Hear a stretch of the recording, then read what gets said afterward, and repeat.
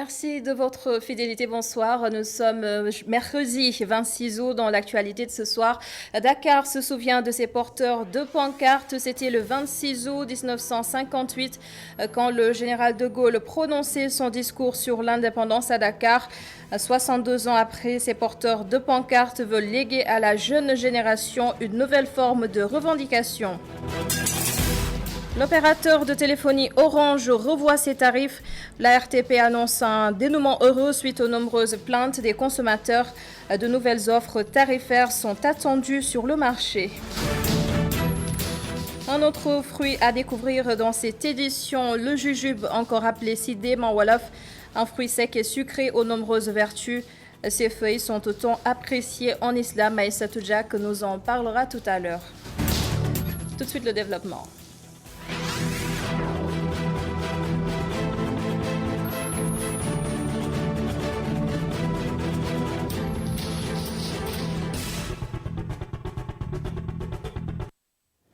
La mer a encore tué à Rufisque 2 enfants morts noyés à la plage de Djokoul. Il s'agit de 2 élèves de retour des épreuves physiques du BFM. Le corps de Ousseynou Loum a été repêché, celui de Mohamed Ba non retrouvé. Voici le témoignage du premier arrivé sur les lieux, Mbaye Konya, recueilli par Babacar Seck.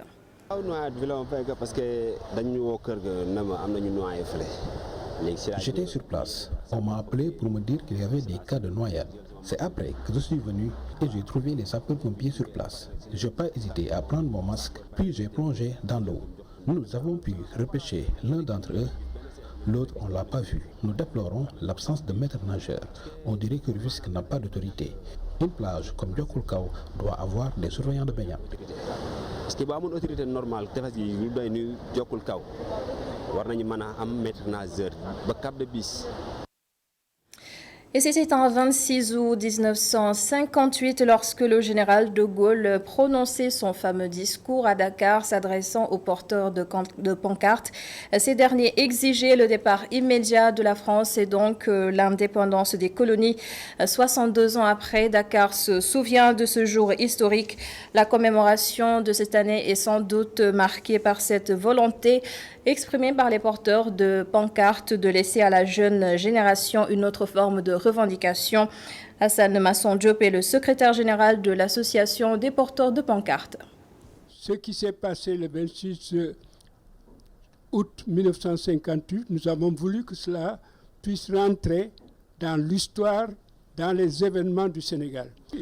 Il a fallu que la jeunesse, les femmes, les travailleurs, les étudiants, ensemble, et j'insiste sur le terme, ensemble, donc dans l'unité, que nous nous accordions pour célébrer, préparer, recevoir, nous exprimer devant le général de Gaulle.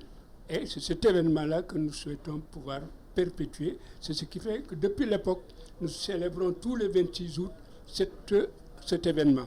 Et c'est ça que nous voulons perpétuer, à tel point que nous savons, nous sommes tous des mortels, nous avons créé les compagnons des porteurs de pancartes, célébrés au minima ce 26 août 2020, et ce qui a fait que là également, avec le récital du Coran que nous venons d'organiser aujourd'hui, nous avons voulu ne pas laisser passer ce 26 août. À noter qu'une cérémonie de récital de Coran a été organisée à cette occasion. En plus bref, le site Juste décide d'observer une trêve de 96 heures à compter de demain jeudi. Les discussions déjà entamées avec le ministre de la Justice vont se poursuivre. Le syndicat des travailleurs de la justice informe donc de la reprise du travail dès demain dans toutes les juridictions et les directions de l'administration centrale de la justice. Un compromis a finalement été trouvé dans l'affaire Orange. Le directeur général de l'ARTP a annoncé ce mercredi un dénouement heureux suite aux nombreuses plaintes déposées par les consommateurs pour dénoncer la hausse des tarifs Internet. Le groupe Sonatel va introduire de nouvelles offres alternatives sur le marché. Et nous allons à ce propos suivre les précisions du directeur général de l'ARTP, Abdouli. Tenant compte de l'injonction relative à la suspension à titre temporaire des offres décriées, la Sonatel a proposé l'introduction sur le marché de nouvelles offres alternatives, dont une à dominante voix à 2200 et une autre à dominante data à 5500. Il est important de rappeler qu'au profit du consommateur, les prix des deux offres décriées sont passés pendant la période de l'instruction des plaintes, respectivement de 1900 à 4500, finalement à 2200 pour l'offre à dominante voix, avec 50 minutes de communication voix, tout réseau en sus et une baisse du volume data. Ensuite, pour l'offre de 5900, elle est passée donc de 5900 à 7500 pour ensuite descendre à 5500 pour l'offre à dominante data avec 3 gigaoctets de données en sus et une baisse du volume de communication voix. L'ensemble de ces mesures devrait permettre aux consommateurs de disposer d'une large palette d'offres lui permettant d'exercer le libre choix en fonction de ses usages et de son budget. À l'opérateur de réajuster ses offres en tenant compte des préoccupations du grand public tout en conservant la liberté de suivre la dynamique concurrentielle du marché et en veillant à la qualité des services fournis sur laquelle nous serons intransigeants. Et le mouvement Y en a marre prévoit d'ailleurs une manifestation en boycott des services de l'opérateur mobile Orange dès le 1er septembre. En conférence de presse aujourd'hui, ses membres ont aussi commenté la situation au Mali et critiqué la position de la CEDEAO. Le compte-rendu est signé à Damassar, Céline Mbaye. C'est dans son siège situé aux Parcelles Assainies que le mouvement Y en a marre s'est prononcé sur l'actualité de ces derniers jours. Sur la question du parrainage, les yanamaristes parlent d'échec du pouvoir. L'État du Sénégal avait imposé la loi sur le parrainage au peuple sénégalais. Vous vous rappelez avec nous que le jour où le gouvernement du Sénégal avait décidé de procéder au vote de ce projet de loi au niveau de l'Assemblée nationale, ils ont bunkerisé la ville de Dakar pour faire passer cette loi. L'État du Sénégal a organisé des élections avec le parrainage sans accord avec les partis politiques. Donc si aujourd'hui, l'État engage des discussions avec les différents acteurs politiques et de la société civile et puisse supprimer le parrainage pour les élections locales, pour nous, c'est l'État qui est venu dans notre position. Cette conférence de presse a aussi permis au mouvement Y en a marre de lancer l'opération Talatay Orange, un concept qui vise à boycotter les produits de cet opérateur de téléphonie à compter du 1er septembre prochain. Chaque mardi, il y a des Talatay Orange. À partir de ce 1er septembre, c'est-à-dire on fait des boycotts de chaque mardi. Il n'y aura pas d'achat de crédit, ni d'envoi d'SMS, ou bien d'en recevoir, ni d'utiliser les services d'Orange Money, ni d'envoi, ni de dépôt. Et surtout, tout ce qui est service Orange, tout ce qui est produit Orange, on les boycotte. Et maintenant, on va aller sur les plateformes d'Orange pour continuer de sensibiliser les Sénégalais. Autre sujet abordé, la question malienne. À ce propos, le mouvement Y en a marre rejette la position de la CEDEAO. Mais nous regrettons aussi les décisions que les autorités politiques de la CEDEAO ont prises visant à sanctionner et à porter un embargo total sur les produits de première nécessité. Pour nous, la situation du Mali demeure très difficile. Mais s'ils veulent y ajouter de sanctions qui visent les populations maliennes, pour nous, ça va être très difficile. Engagé aux côtés du peuple, le mouvement Y en a marre compte poursuivre son combat au moment où d'autres organisations comme le FRAPP France Dégage de Guy Marius Sagna occupent le terrain. Adama Sarr et la note politique de ce journal. Ababacar Fall du GRADEC recommande de supprimer le parrainage pour les élections locales en mars 2021. L'expert électoral estime que le maintien de ce système pourrait entraîner de graves conséquences. Ababacar Fall était l'invité de Malick Cissé dans Kenoas Kanui sur ITV. Regardez. Une nécessité, oui, parce que depuis l'élection présidentielle de 2019, des voix n'ont cessé quand même de se lever pour quand même, en tout cas, contester le parrainage. Même déjà, avant l'organisation de la présidentielle, vous savez, il n'y a pas eu d'accord sur le parrainage. Il y a eu beaucoup de contestations. Finalement, c'est une loi qui a été forcée même au forceps. Vous vous souvenez, à l'Assemblée nationale, pour imposer le parrainage, qu'il n'y avait pas eu, disons, d'accord entre les acteurs. Et finalement, le résultat, c'est qu'il y a eu quand même un certain nombre de candidats, 17 sur les 22 qui avaient déposé leur dossier, qui avaient été, ils ont mis sur la touche. Alors, tirant les leçons de ça et du système de contrôle qui avait été mis en place et des problèmes que cela avait soulevés dans l'application, les gens ont estimé quand même pour des élections locales qui sont de nature des élections assez complexes, la question quand même peut poser problème. Elle peut être donc d'autant plus difficile que le contrôle se fait à un échelon peut-être inférieur au niveau des sous-préfectures, etc. Et ensuite, comme je l'ai dit, au niveau des élections locales, la sphère est quand même moins large.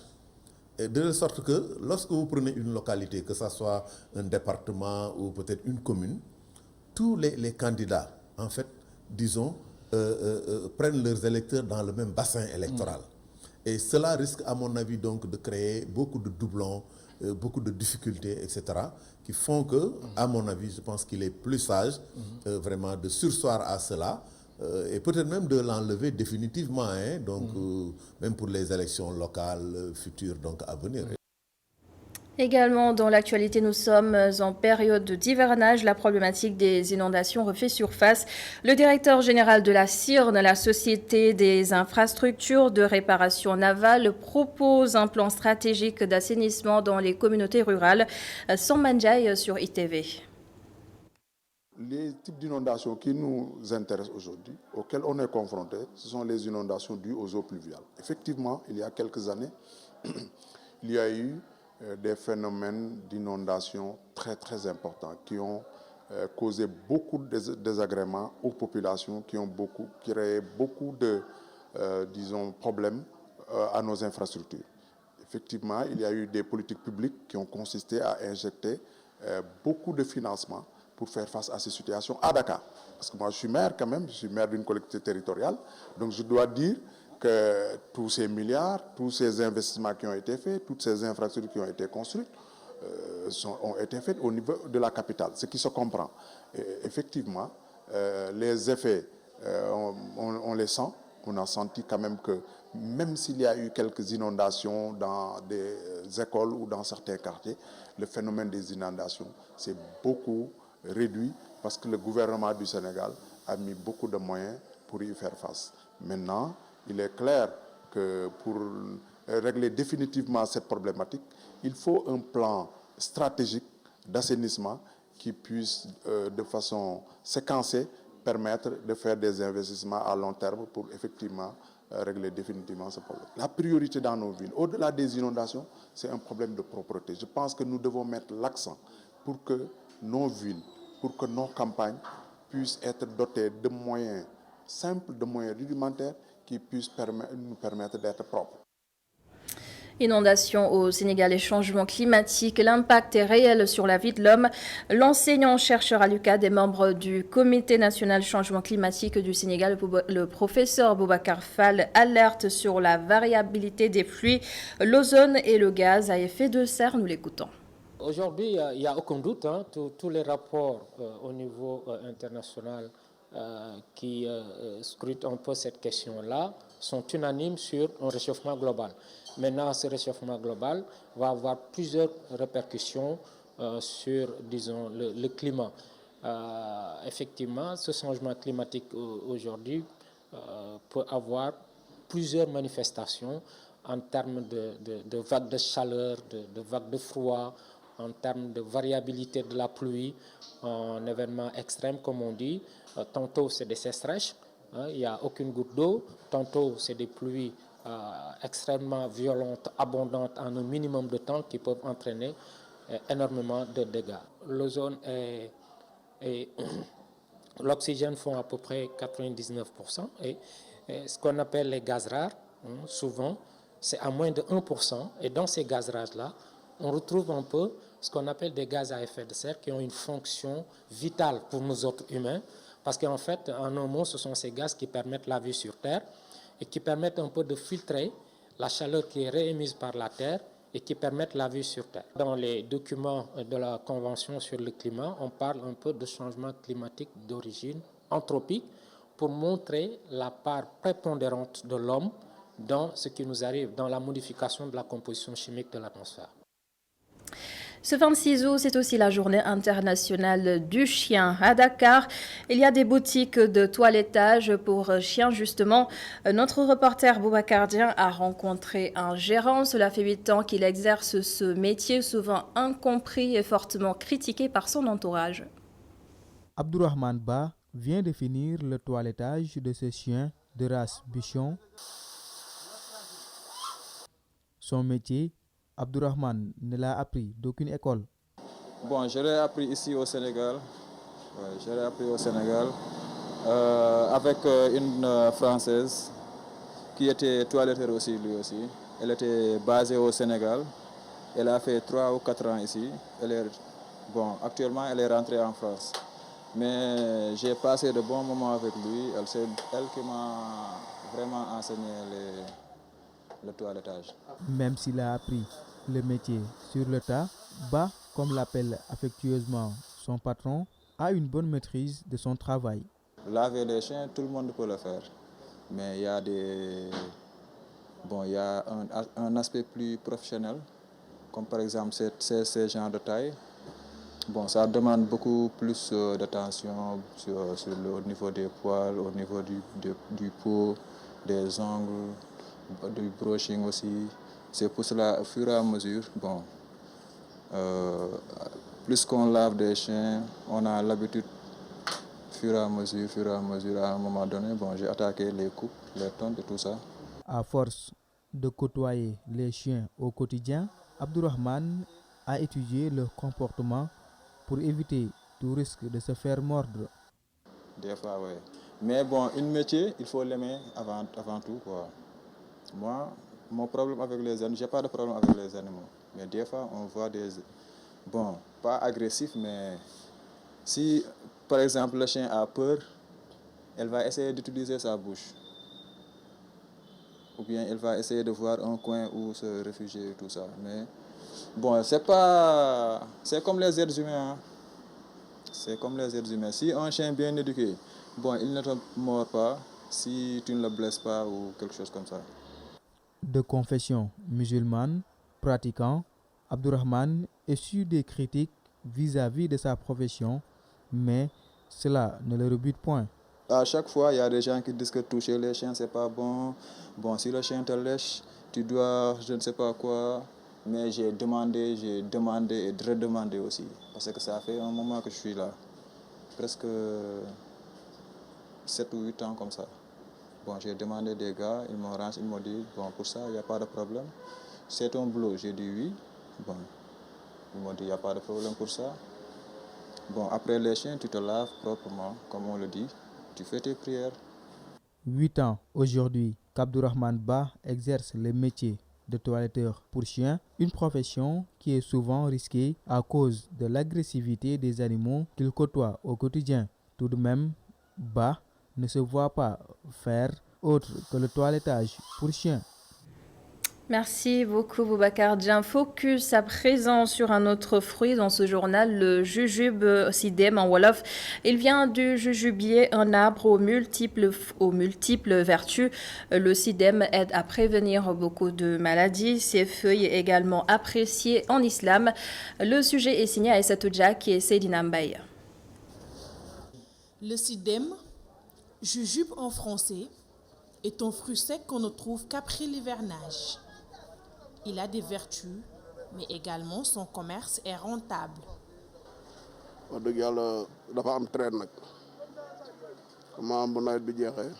Cela dépend de la période. On retrouve ce fruit après l'hivernage, mais pour le moment, j'en ai pas beaucoup. Ce n'est pas sa période, mais c'est quand même rentable. On dit aussi qu'il contient du fer.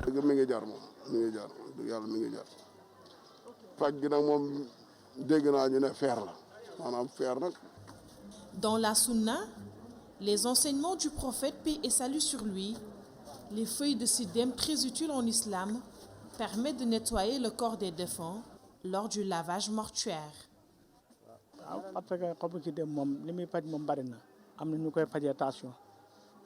Ça soigne beaucoup de maladies, surtout la tension. Les musulmans l'utilisent aussi pour nettoyer le corps des défunts lors du lavage mortuaire. Les feuilles de sidem soignent aussi plusieurs maladies.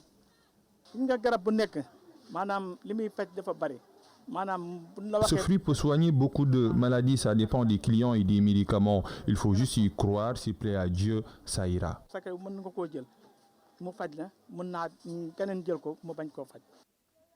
Ces petites fleurs sont très appréciées dans l'islam. En plus, les fruits ne sont pas du tout chers et aident à faire disparaître beaucoup de maladies. Coronavirus, la situation du jour en cas de décès, 130 individus testés positifs et 137 patients déclarés guéris. À noter également 43 autres patients sont dans un état grave. Et dans le reste de l'actualité, le ziar annuel de la famille de Serigne Abbas Sall n'aura pas lieu cette année à cause du coronavirus. C'était prévu du 17 au 20 septembre prochain. Le khalife général Serigne Mansour Sall a aussi profité de l'occasion pour solliciter l'implication de l'État dans le problème qui oppose actuellement la population de Dougar à la DESCOS. Fin de ce journal. Merci de l'avoir suivi. Merci à toute l'équipe de la régie. À suivre à 21h45 votre émission Ndari qui sera présentée par Malik Chandoum et Aïssa Tandja. Mais tout de suite la suite de la Total Bloc d'information avec Khalifa Djahate. Bonsoir.